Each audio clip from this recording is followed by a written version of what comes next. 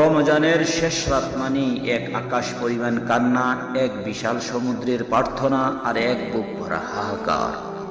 ওহে রমজান, তুমি তো আমাদের ছেড়ে চলে যাচ্ছ, কিন্তু তোমার রেখে যাওয়া নূর যেন সারা বৎসর আমাদের অন্তরের মধ্যে জ্বলতে থাকে।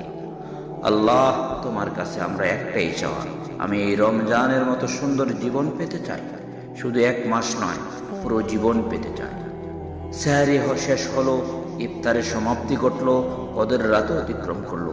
বিদায় বেলা আমাদের কেন এমন কষ্ট হয়? রমজান বিদায় নিলে তো ঈদের আনন্দ চলে আসে, কিন্তু আমাদের অন্তর থেকে যে রমজান বিদায়ের শান্তি হারিয়ে যায়, তাই কি হবে?